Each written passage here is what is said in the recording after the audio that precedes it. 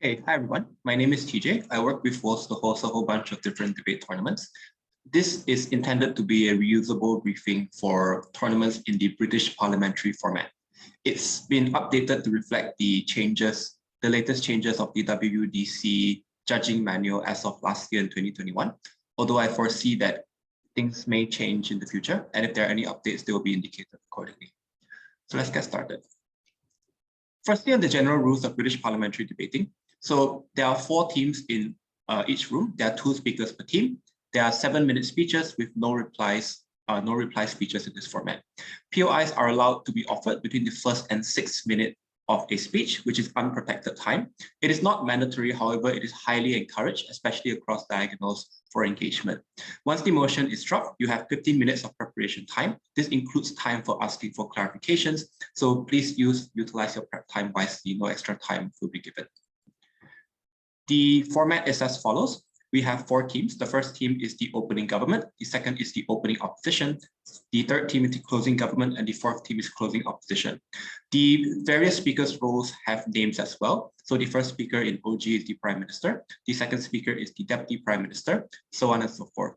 Both government teams are supporting the motions and both opposition teams are opposing the motion. Although within the Gov bench, both teams are also vying for team points with each other. So you are still competing with each other. They're not like allies.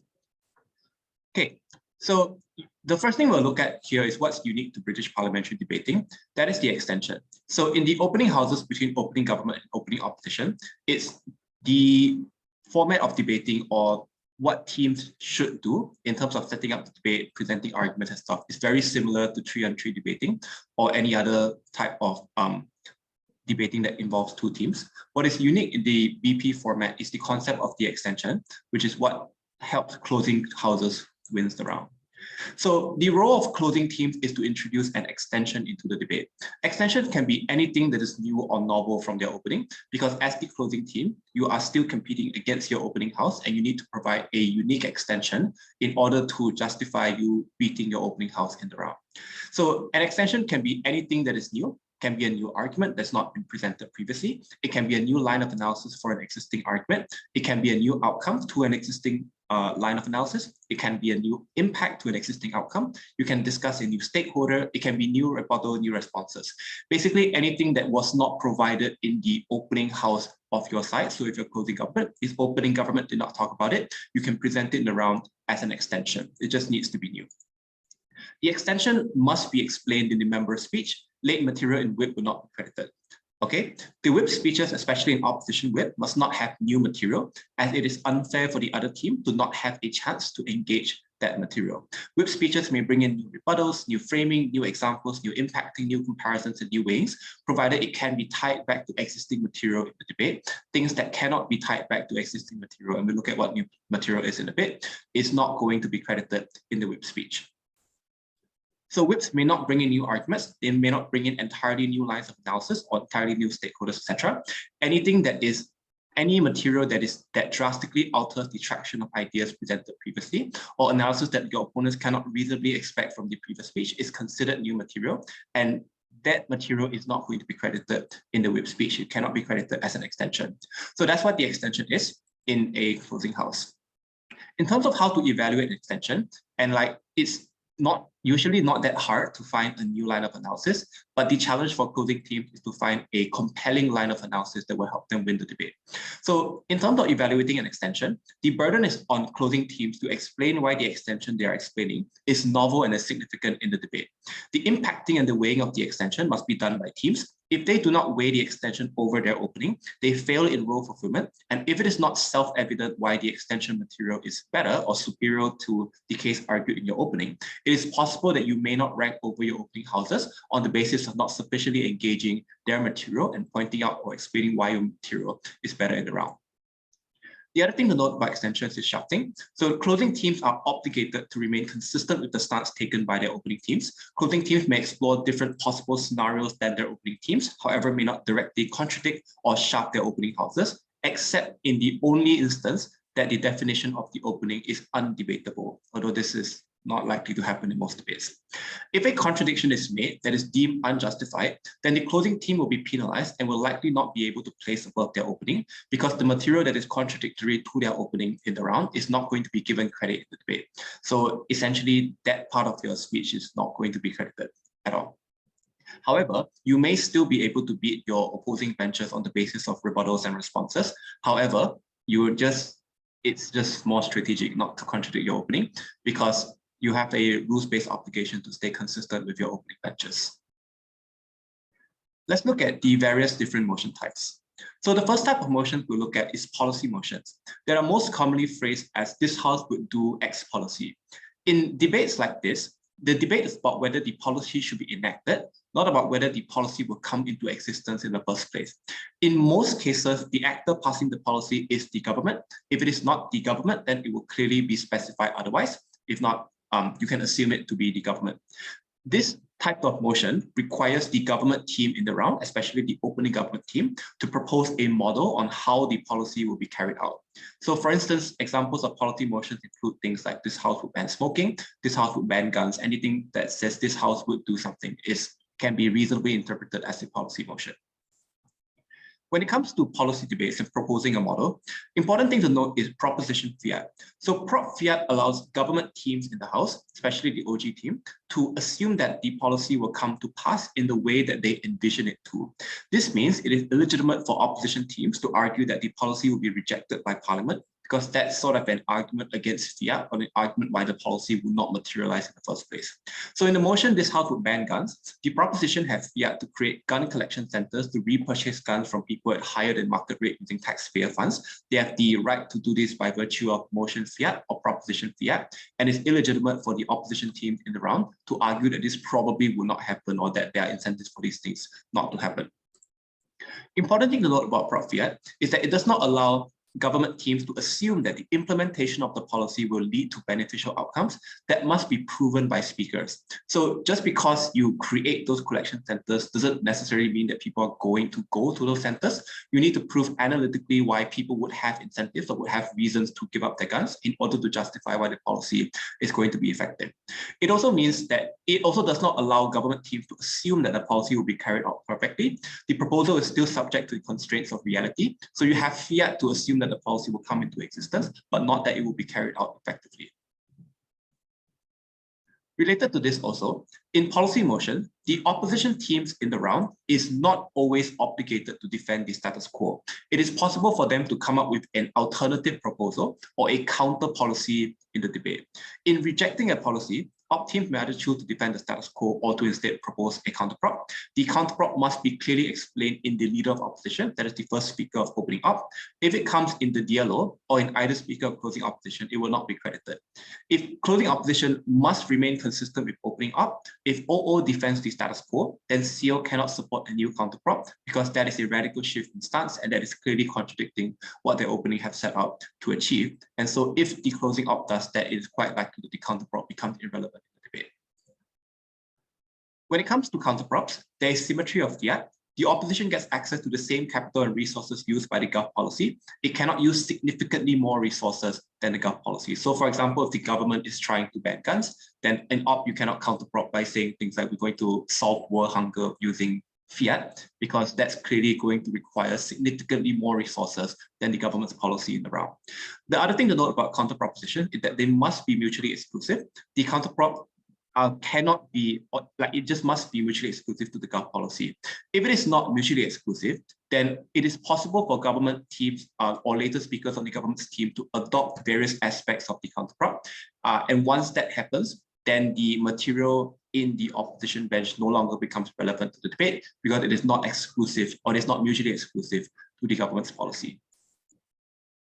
The next type of motion we look at is analysis motions. They are most commonly phrased as THBT motion, this House prefers motion, or this House regrets motions. In analysis motions, teams do not have the fiat to implement a policy. That means that anything that you want to argue will happen in your world needs to be argued analytically and needs to be proven with contextual analysis or characterization. In analysis motion, teams also have the benefit of hindsight. So you're able to know what has happened before in the past and to use your knowledge of history to analyze how the world would probably change for the better or for the worse. These debates are usually evaluated from the perspective of a neutral observer.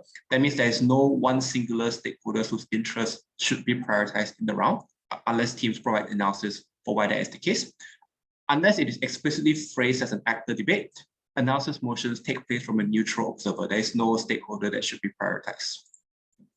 There are two types of analysis motions. The first is truth value debates that are usually phrased as this house believes that motion.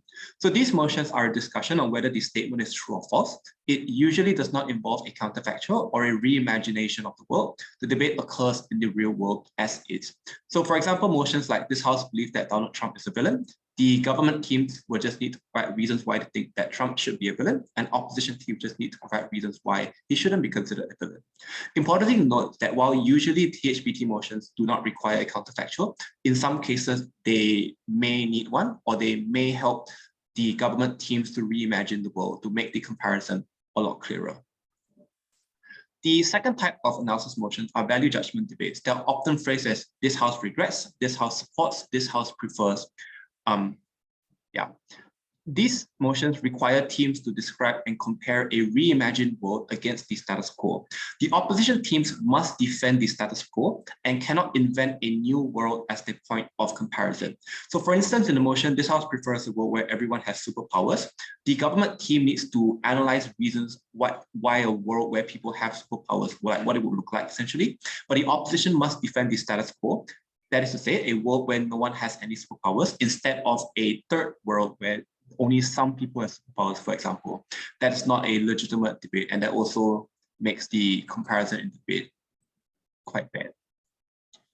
The most likely counterfactual, that is the reimagined world as the point of comparison, is up for contention. Teams must give reasons why the world is likely to look like the way that they describe. So government teams cannot argue their counterfactual by fiat. So for instance, in the motion, this house regrets the dominant social preference for optimism.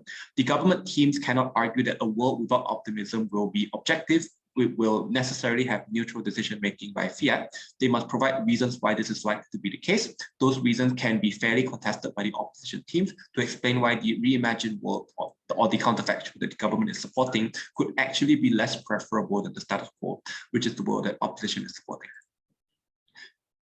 In value judgment debates that specify a comparison between two subjects, like this house prefers X over Y, if the motion explicitly defines these 2 points of comparison, the government teams must argue why X is preferable to Y, and opposition teams must argue why Y is preferable to X. So that is the debate that the adjudication call intends to happen.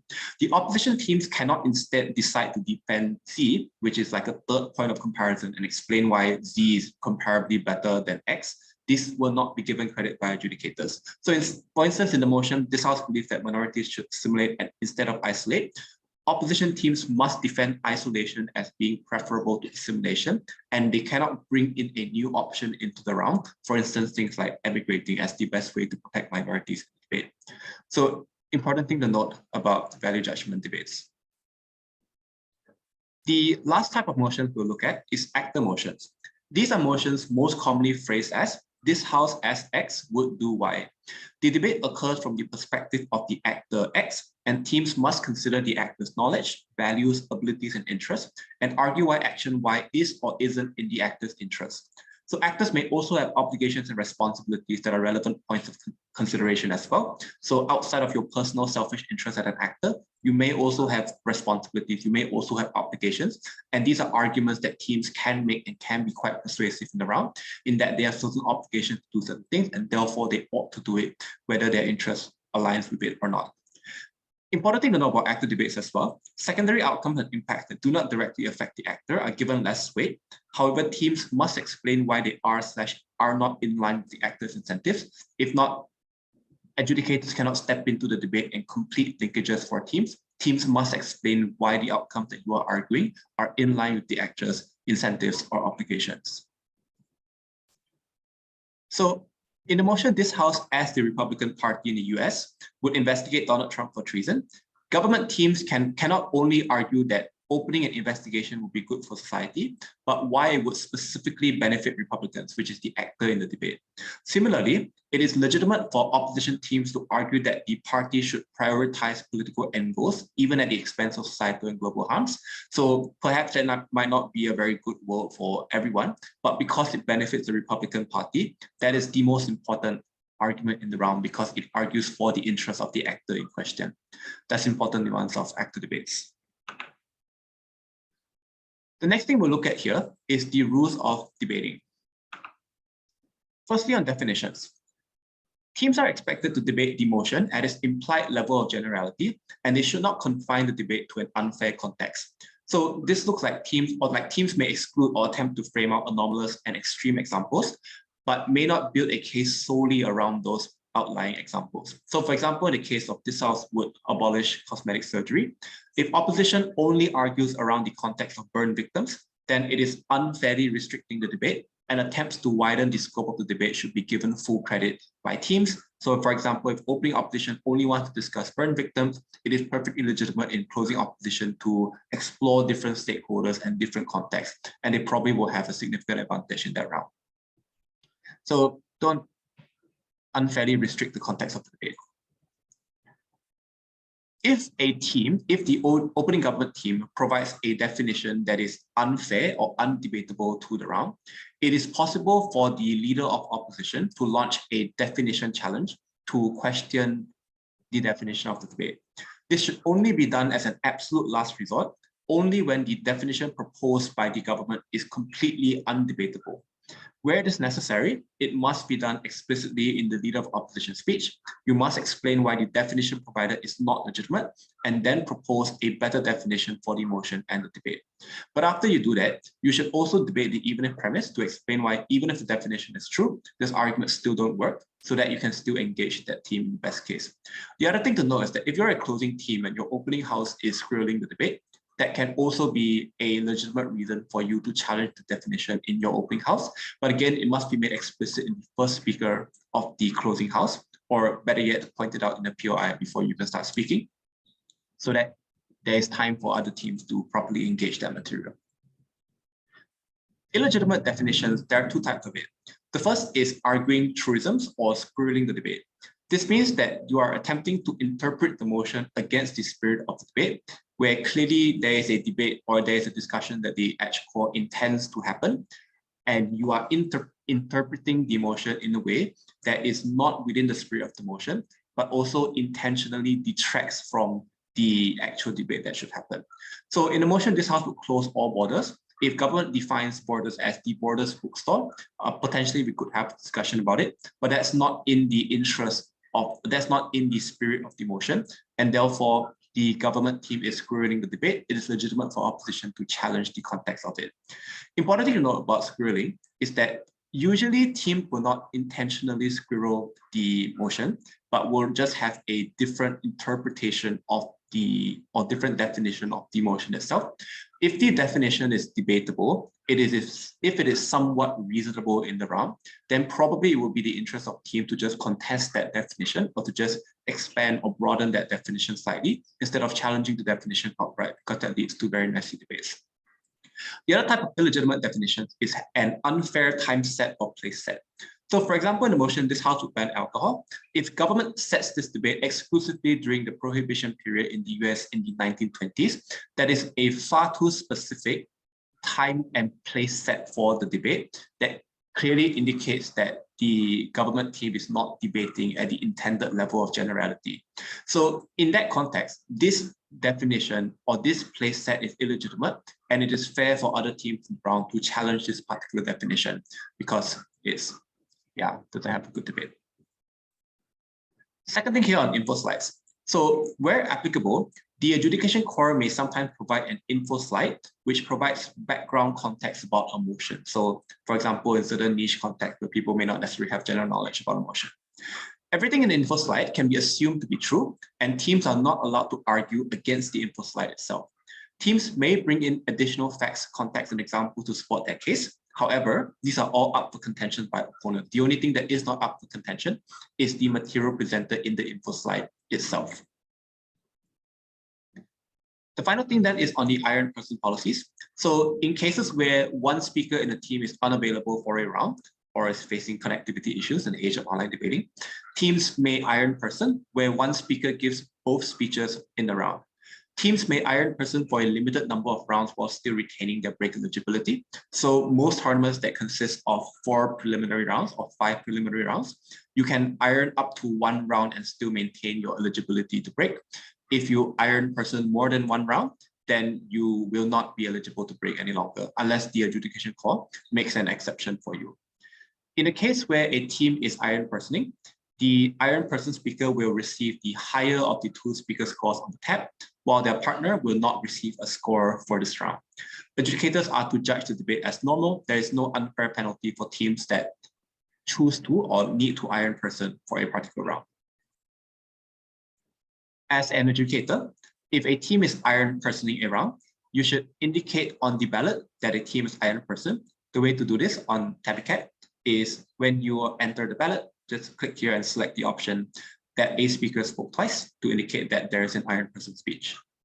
When you are scoring the speeches, just score the speech as normal. However, mark the lower of the 2 speeches as a duplicate speech, which means that the speaker will not receive this score on the tab. They will receive the higher score. Okay. When it comes to rule violations, adjudicators should not penalize teams or speakers for violating the rules. So they should not deduct speaker score. They should not default to an automatic loss. There are no such thing as automatic losses in BP debating. Rather, adjudicators should just not credit material that violates the rules. So in the case where there is a contradiction in team's case, adjudicators should credit the first claim but not the second, but should not penalize speakers beyond that. All right. In the case where a whip provides new material, you can credit the new rebuttals, which is legitimate material in the whip, but they shouldn't credit new arguments or completely new lines of analysis in the whip. So you just do not credit it. Do not penalize speakers on top of that. Adjudicator feedback. After the adjudicator delivers the oral adjudication or the reasons for the decision, teams must rate the judge's OA through the feedback system. This probably is just submitted through your personal private URL for your tournament if the tournament is tapped using Tabicat. Edge feedback is necessary to provide the CAP with information to make allocations for future rounds and eventually determine the judge break in a meritocratic manner. Teams should only rate the judge that delivered the OA and only based on the quality of the OA itself, not based on any additional feedback given afterwards or any other metric or information you know about this judge. As far as possible, teams should be fair in their feedback. They should not rate a judge poorly just because they gave you the loss and you are salty about it. Please be fair. Judges are also competing in the tournament. They're also competing for a break. We want the break to be reflective of the skills of the judges at a tournament, and bad or unfair adjudicator feedback will make it difficult or make it harder for the CAP to know which judges to break and know which judges not to break. So the Athens scale for judging feedback is as follows. It's a scale from 1 to 10. If you rate a judge from 1 to 2, this implies that the judge should be a trainee. That means there is little to no reasoning provided for the decision, and this judge is not in any way or does not have the capacity to judge debates. If you give a judge a 1, in most tournaments, it is also an automatic conflict. So you will no longer be getting this judges, this judge in future rounds. 3 to 4 implies that the judge is a weak panel. That means that there is some reasoning provided for the decision, but key details in the debate were missed out and overall the OA was unpersuasive. So probably this is a person that will not be able to confidently chair a round by themselves, but still have some capacity to infer logical analysis in debates and probably may be able to add some insight on a panel of adjudicators. So why we'll rate them as a weak panel. Rating them 5 to 6 is an average panel or a weak chair. This means that the judge has sufficient reasoning to justify the call. However, some of the details were not clear. Maybe there were some things that were not considered in the debate properly. However, the judge did make a reasonable attempt to justify the decision that they had. And maybe in certain rooms or in lower rooms, they will be able to chair the debate on their own. So this is someone that could add some valuable insight on the panel, could even chair weak rooms by themselves. We'll rate them a 5 to 6. 7 to 8 implies that this is a strong panel or a average to decent chair. The person has provided strong and clear reasoning to justify the call and should also probably break as a judge. So this implies that you're quite satisfied with the OA. It's quite meticulous. It covered the important aspects of the round. And so this judge definitely is worth the salt. From 9 to 10, this implies that this is a very strong chair. That means that the judge has provided clear and persuasive OA. They are definitely chair material. This is someone that should be good enough to chair or to judge the grand finals or the various out rounds. This means you are very satisfied with the decision and are reflecting it on the score as such.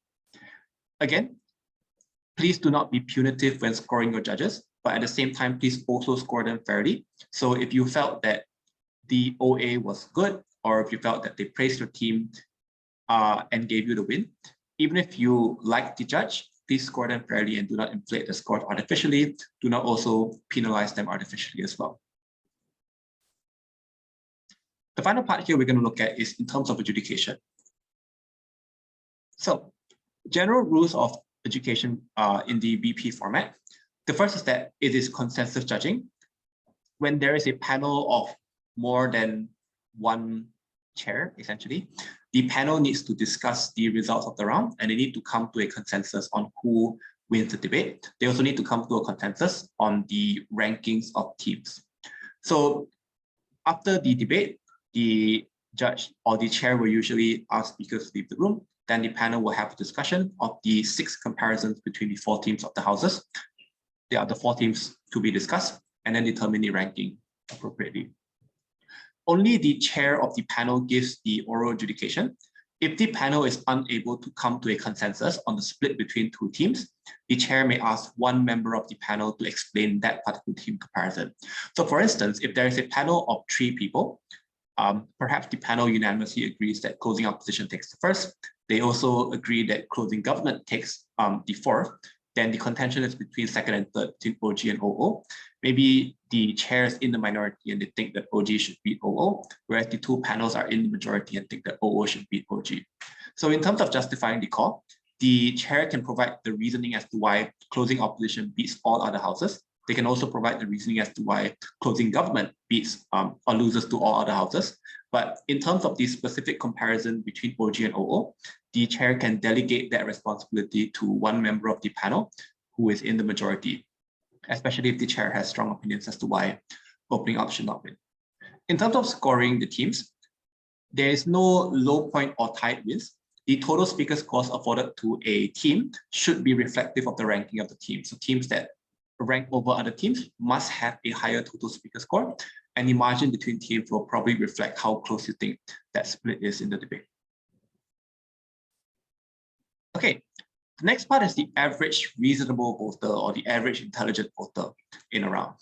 According to the World's Judging Manual, the average reasonable voter should have a few characteristics. The first is that they should be aware about basic facts of the world. So they should know that Africa is a continent, they should know it exists. They should be familiar with issues and events that have made international headlines. So the fact that we are in a COVID pandemic at this point should probably be self-evident to most of us. The ARV should also avoid utilizing personal knowledge that they have of the topic. So if you have specialized knowledge, you know certain niche examples, even if teams provide them in the round, you cannot just automatically credit it because you know it. The average reasonable voter may not have this particular knowledge, and you as the adjudicator should not assume that other people also have this knowledge. The average reasonable voter also gives little credit to appeals merely to emotion or authority.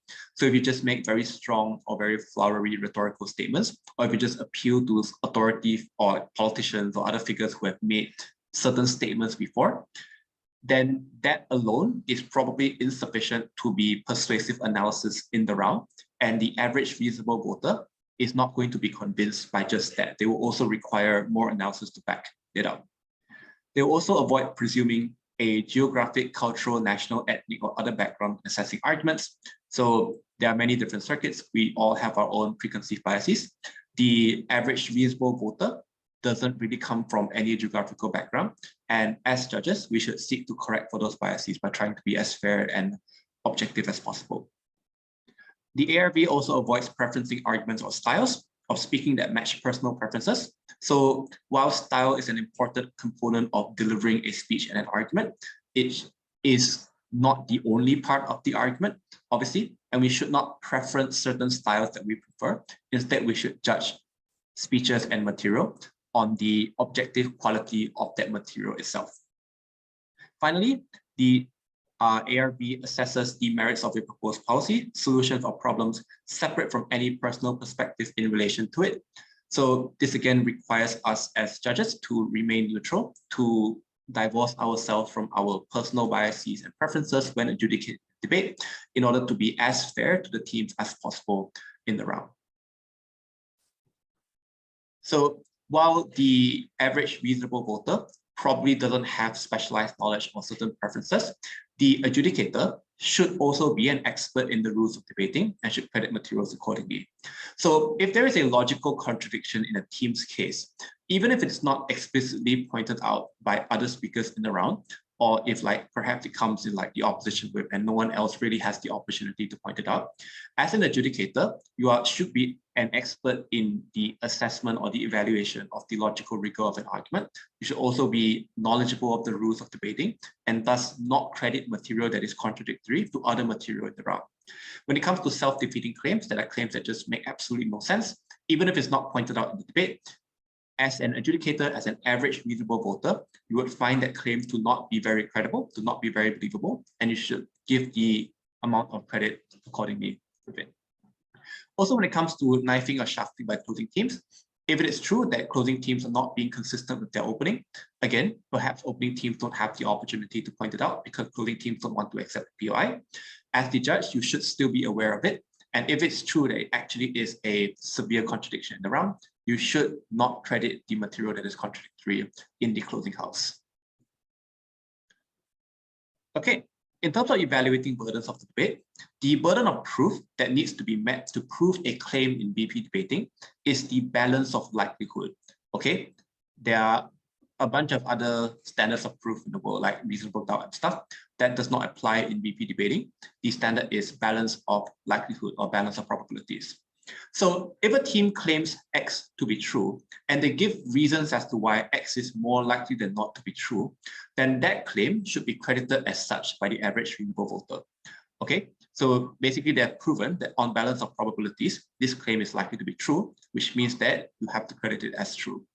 Burdens are conversely symmetric. So if government's burden is to prove that the harms outweigh the benefits, then the opposition's burden is to show that the benefits outweigh the harm. Okay, adjudicators should not use differing standards in burdens when ranking teams. So, in the clash between OG and OO, you merely had to show that the harms outweigh the benefits, but in the clash between OG and CO, then you had a much higher burden to meet in terms of proving that, there would be absolutely no benefit in any round. That's why you lose. So that's an example of an unfair adjudication.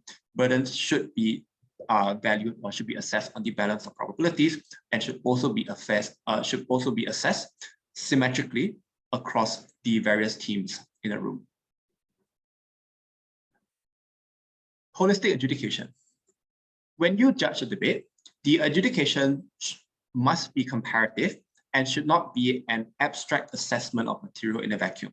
So, for example, the evaluation should be about why X harms outweighs Y benefits and not why X harm is bad independently, because it's probably easy to prove that, but debates must be comparative in terms of which team has managed to come ahead. Except in extreme cases, adjudicators should be non-interventionists and they should adjudicate the debate that happened, as it happened rather, as opposed to the debate that they might have expected to see. So adjudicators should not step into complete arguments. They should not read into impacts that is explicitly presented by teams. You are a neutral observer in the round. You are the average reasonable voter, and you cannot step into the debate. You cannot impose yourself on the debate. You must be as fair, as neutral, as unbiased as possible to provide the fairest adjudication for teams in the round. Remember as well that the burden is always on teams to explain the weight or the priority that an argument should be given in the round and why they are more important than their opponents on a certain metrics. So it's usually not enough to say that an outcome is bad, especially in VP debating, they must explain why that harm is significant in the debate and why it matters in comparison to the material presented by the 3 other houses in the room. So in terms of arguing for significance or arguing for importance, teams will often use a variety of different frameworks, criteria, or metrics to compare their arguments while contesting each other's metrics for adjudicating the round. Adjudicators should not default to a single metric, or they should not default to their preferred metric. So for example, utilitarianism, which is what a lot of debaters base their arguments on, it is not the only moral framework to adjudicate or to evaluate a debate, and adjudicators cannot default to their preferred metric in all debates. Rather, adjudicators should utilize the most relevant metric in the round in order to evaluate team comparisons, especially when you talk about outcomes of material where teams are using different metrics to evaluate material in the round. To identify the most relevant comparison metric, adjudicators should consider a few things. The first is whether there's an explicit metrics that teams agree on. So there are some debates that is clearly just about utilitarianism. So that would be the standard to adjudicate the debate. That's quite straightforward. In some cases where teams don't explicitly say this word, but there still might be an implicit metrics that teams agree on based on the wording of the arguments or the wordings of the responses that they have. This can also be a common metric that adjudicators can use to judge the round. In cases where there are different metrics being used, the adjudicator should default to the metric that has been proven the most substantially. So it's usually not enough to say that, we have to protect minorities because they're vulnerable. You have to explain why it's particularly important that vulnerability is prioritized as a metric in the debate in order for the adjudicator to credit that as a significant metric in the round. Conversely as well, if an opponent is able to explain why probably vulnerability is not the most important metric to adjudicate the debate by, then if they're able to substantiate their claim, they would probably have the stronger metric or the more relevant metric in the round. Aside from that, it's also which team has given the best reason to believe their metric is the most important. So again, it's not enough to assert it, but if both teams have provided substantiation, the team that's provided the best substantiation should have their metrics prioritized. As an absolute last resort, especially, and this sometimes happens in debates where teams don't provide metrics of comparison, then the metric of what an average intelligent voter would prioritize or what an average reasonable voter would choose should become the metric that is used to adjudicate the round, because you need to have some metric to judge the round, right? The final thing to note here is that the 4 teams in a VP debate should be assessed independently. So there are 4 different teams. All of them are competing on the same motion in the same debate, but all of them are competing for rankings and speaker scores and team points in the round. So if OG is losing to opening opposition in the opening exchange, then new responses in closing government that beats out opening opposition should be credited to closing gov exclusively, and that does not change the initial evaluation that OG loses to OO, right? So material that comes in closing houses should be credited to closing houses. It should not be credited to opening houses. Material that comes in opening houses should not be credited to closing houses in the round. This is also important in the case where, like, let's say OG is clearly beating opening opposition and closing government does not really provide much new material against opening opposition here. So even though OG is clearly ahead of opening op, that does not necessarily mean that CG is ahead of opening op as well. They need to provide their own new analysis or new responses or to find a novel extension that will be sufficient to beat out opening opposition in the debate. Okay, next thing we'll look at here is engagement. So engagement refers to rebuttals, refers to framing, refers to comparison, weighing, etc., where teams interact with material from their opponents and from other teams in the round, whether it be like directly, opposite other, on the same bench or diagonally. Engagement is very important in VP debating, especially in terms of showing comparisons of importance or comparisons of relevance or significance of material in the round. So there's a greater burden of engagement for later teams, especially on closing teams to engage and clearly beat material from their opening teams. So when you're assessing diagonals such as between opening up and closing gov, or opening gov and closing up, like clearly opening government does not have the opportunity to respond to closing opposition or to engage the material beyond like 15-second POIs. That means that there's a greater burden on the closing opposition to engage and to clearly beat opening government in order for them to rank over the OG in the round. If they don't respond sufficiently, or they only respond to deadlocked claims in the diagonals, then it is more than likely that the opening team are still going to come ahead because the closing teams has not fulfilled their burden of engagement in the debate. Unengaged material are not immediately believable and debate winning. It still needs to be assessed for its persuasive value. So if a team just asserts a claim and it's clearly nonsensical, it's clearly self-defeating, then just because it's not engaged by other teams doesn't mean that it suddenly holds persuasive weight in the round. Similarly, it still needs to be assessed for like its logical rigor or its logical persuasive value and whether or not the argument is true. But similarly, unengaged material also does not automatically fall out of the round. It still exists and should still be considered.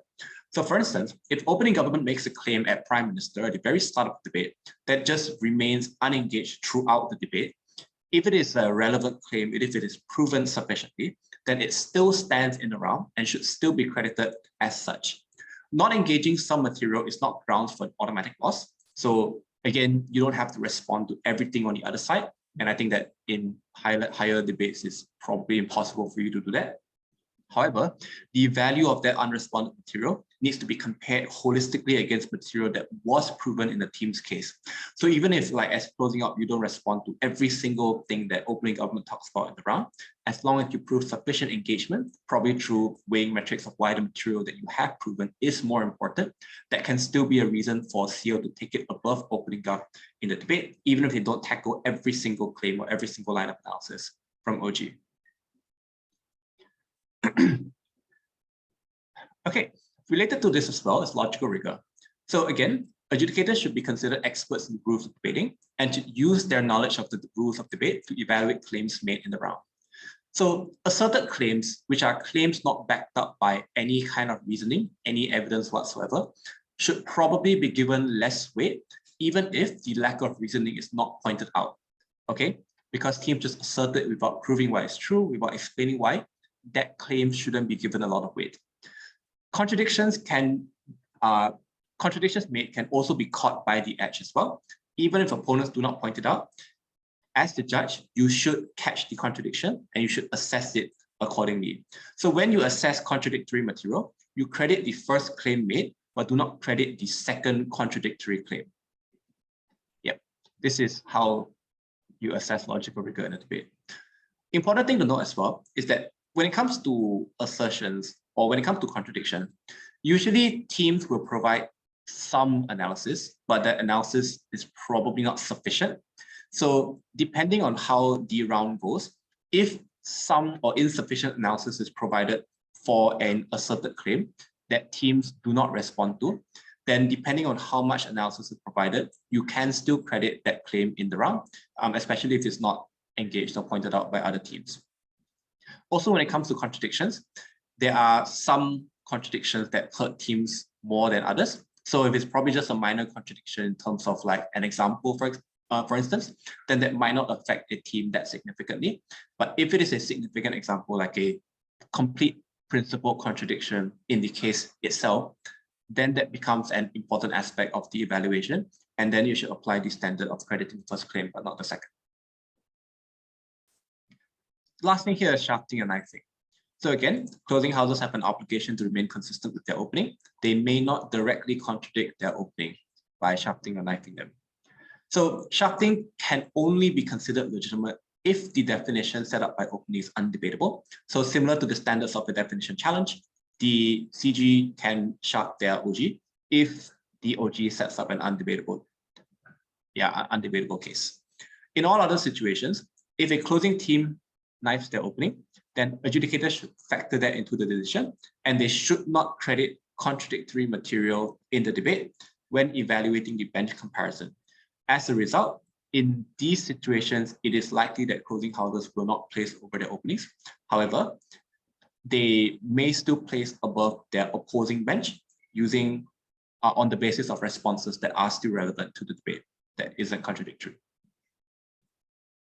If a shaft occurs and is not legit, then adjudicators should not consider that contradictory material at all. not just on the bench comparison, but also against the rest of the debate as well.